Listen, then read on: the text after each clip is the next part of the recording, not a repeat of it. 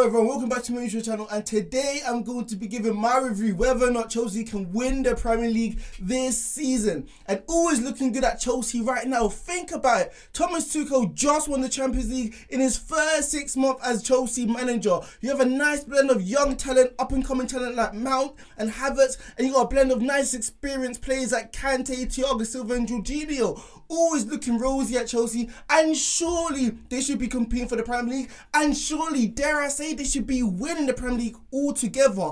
But obviously they have rivals like Man City, Liverpool, Man United this season, so let's see how far they go. But in terms of this video, I'm going to be giving my biggest talking points coming into the season for Chelsea, and whether or not they have a realistic opportunity of actually winning the Premier League this season. But before going into the video, you know I'm going to say, help me reach that 600 subscribe count. Help me, I'm only like 30 away. So hopefully you guys subscribe. But remember guys to comment and give your own predictions as well. Do you think Chelsea win the Premier League? Do you actually think they have it within their locker? Do you think they have enough talent? Do you think they have enough star power going forward to score enough goals? And also remember to like the video. So let me go straight into this video.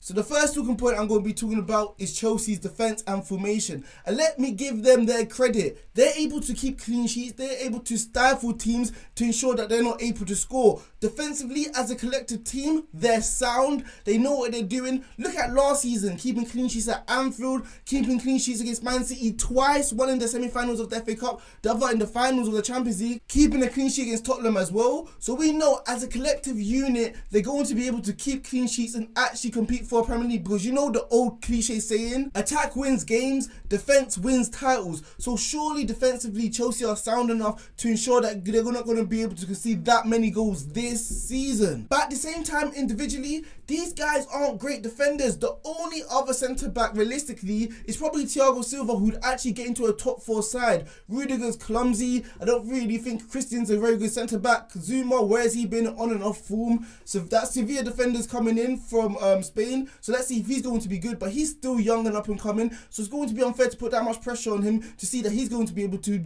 fit in right away.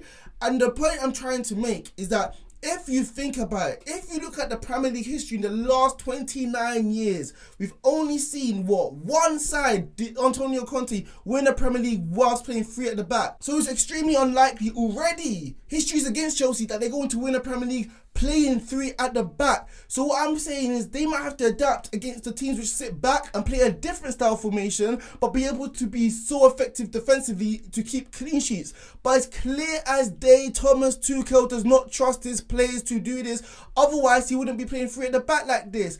I know defensively is great and is good for knockout football, but in the Premier League you're going to accumulate a lot of draws playing this system. Think about it, if he really trusted his centre backs, why are you going to play 3 centre backs plus the best holding midfielder in the world, Kante, all in one team at the same time like that? You're not going to do that if you trust your centre backs. Surely one other centre back is enough cover playing 3 at the back. So why are you going to jeopardise this and play another defensive minded player in Kante as well right in front of them? So what I'm trying to say is if Chelsea really had good individual players, they wouldn't have to play 3 at the back, and they could play 4 at the back. A stereotypical 4 at the back, which we've seen so many sides in the past win Premier Leagues like this. Man United, Man City, Arsenal, Liverpool playing 4 at the back. So history is already against Thomas Tuchel. Maybe he's going to need to adapt this system, or maybe he's going to have to trust his defenders a little bit more to ensure that he believes in them and actually has faith that they're good enough defensively playing a 4 at the back to actually win the Premier League. Because I'm telling you, man, 3 at the back is prone to sideways football. Jorginho, we know in the Euros he was great and magnificent, but let's not let that cloud our judgment. We know he likes to pass sideways, and even in the 3 at back, you're just going to pass sideways. So when you're playing teams like Burnley, Watford, maybe you're just going to sit back, it's going to be tough to break them down, where you do not have the numerical advantage in the latter stages of the pitch because you're too busy focused on how you're going to stop Troy Deeney or something like that, which makes no sense. So my overall point is that Chelsea are on the side of a double-edged sword. Like, yes, it's great that they're defending well as a team, but at the same time, because they're defending well as a team and that's what they concentrate on, against the smaller oppositions where they're not going to need to defend as a team as predominantly because they're going to have 60 to 65% of the possession, it's not going to bode well, especially playing 3 at the back. So I think Thomas Tuchel has to think about changing this. So So the next topic I'm going to be talking about is the forward position, and obviously Chelsea are signing Romelu Lukaku, so hooray, Chelsea fans must be excited. This is the desired striker you have been dying for, craving for the last 3 to 4 years, ever since Thiago Costa left your club to go to Atletico Madrid. Chelsea have not had a great transfer record when it comes to signing a world-class striker. We've received with Morata, Fernando Torres, and even Timo Werner. Chelsea don't know how to do it, but Romelu Lukaku is proven, right? Romelu Lukaku knows how to score goals, right? Romelu Lukaku will eat his dinner on a plate. He doesn't need 4 or 5 chances like Werner. 1 or 2 chances and surely he'll be in the back of the net. That is what Romelu Lukaku is, right? And I'm not denying it. He is. And he's going to turn a lot of draws into wins. Like if we take it back to that 2014 season, we saw it as well when Mourinho was managing them. They had Eto'o and Fernando Torres, and they were rotating between those 2 strikers. And they accumulated a lot of draws because these guys couldn't finish their dinner. Obviously, Fernando Torres and Eto'o were in the decline, but they didn't have a world-class striker at the helm to ensure that they're going to turn 0-0s into 1-0s. Games against Norwich, games against Aston Villa. And Chelsea are not going to be facing this problem anymore because they have Romelu Lukaku. But as you can hear the doubt in my voice, I don't know if Romelu Lukaku is the striker Chelsea should be starting. I know he knows how to finish, but listen, hear me out. And the reason I'm saying this, let's not pretend as if we have a short-term memory as football fans.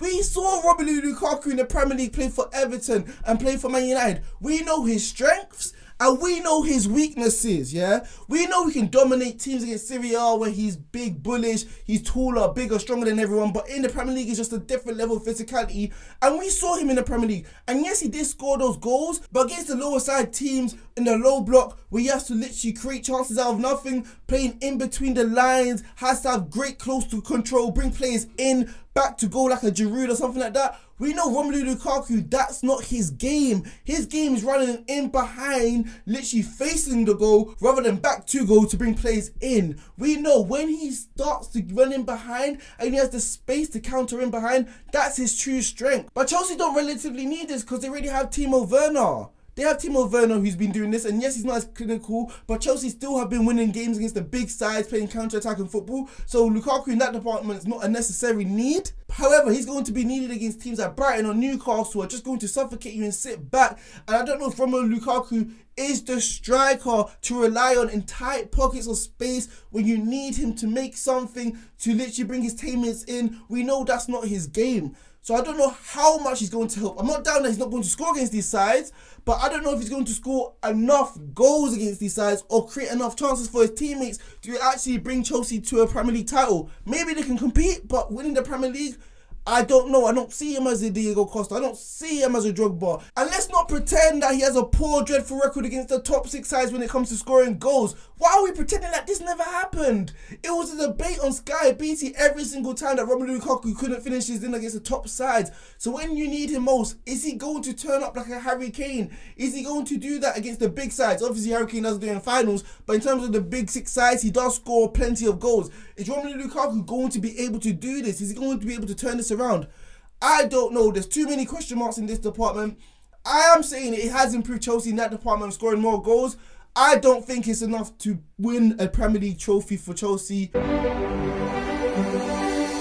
The last department I'm going to be talking about is the manager. And Thomas Tuchel has proven already that he's one of the world's best managers right now. And in the Premier League, let's not lie, let's tell the truth. Only world-class managers win the Premier League, except for Ranieri, if you want to put the asterisk, but we all know Leicester had a one-in-a-lifetime season. But Conte, Mourinho, Alex Ferguson, Arsene Wenger, only world-class managers win the Premier League. And Thomas Tuchel is a world-class manager, and he fits with only 3 managers within this league who actually have the capabilities of winning the league, which is Klopp, Pep, and Tuchel himself.